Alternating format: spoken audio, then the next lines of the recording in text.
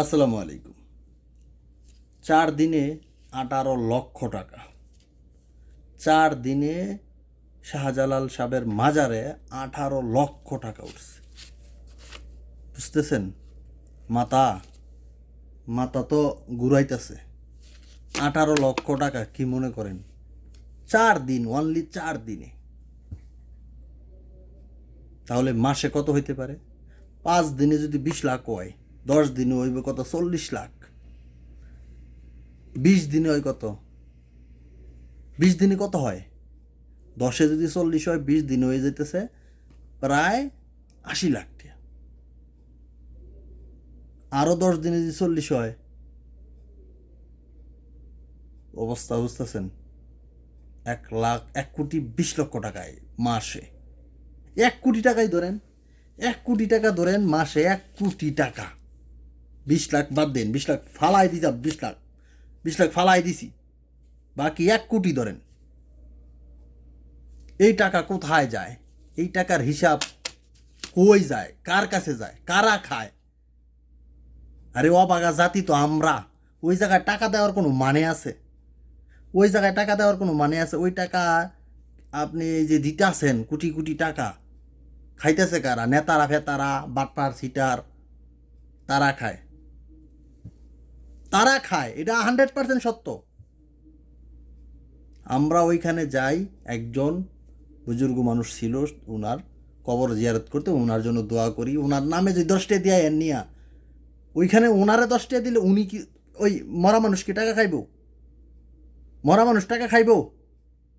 ওই টাকা ভালো কোনো কাজে লাগে না খারাপ লাগে সেটা আপনি গ্যারান্টি দিতে পারবেন? বুঝতে পারবেন কারা খাইতেছে, কার পকেটে যাইতেছে?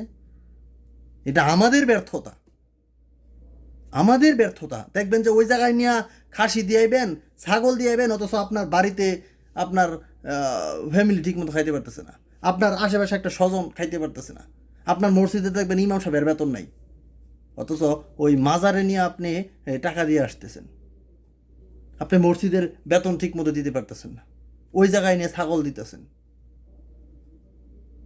আমি ওটার বিরোধিতা নয়, আমাদের অভ্যাস, বদ অভ্যাস যেটা, ওইটাকে বলছি। এটা খারাপ তো। আপনি এই টাকাটা ভালো একটা কাজে লাগান, ওই টাকা যে ভালো কাজে যাবে এটা আপনি কোনো গ্যারান্টি দিতে পারবেন? এই যে এখন তো প্রমাণ আইতেছে যে কোটি কোটি টাকা কোথায় যাচ্ছে, কার পকেটে যাচ্ছে। কয়টা মসজিদের ইমাম সাহেবকে বেতন দিতেছে ওই জায়গা থেকে? কয়টা মসজিদের ইমাম সাহেবকে বেতন দেয়? আমার কথা আপনার এটাতে খারাপ লাগতে পারে, কিন্তু বাস্তবতা এটাই। এই যে বিভিন্ন মাজার খুলে রাখছে, আপনারা গিয়ে টাকা দেন। ওই শাহজালাল এবং শাহপরান সাহেবের মাজারও দেখছি কবরের উপরে আপনারা টাকা ছিটান, কবরের উপরে টাকা ছিটান।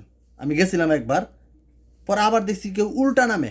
কিরে ভাই, আমাদের প্রিয় নবী হরজত মোহাম্মদ সাল্লাহ আলাইসাল্লামের দরবারে যদি মানুষ যাইতো, ওনার সাথে সাক্ষাৎ করতো, কোনো দিন উল্টা নামতো না।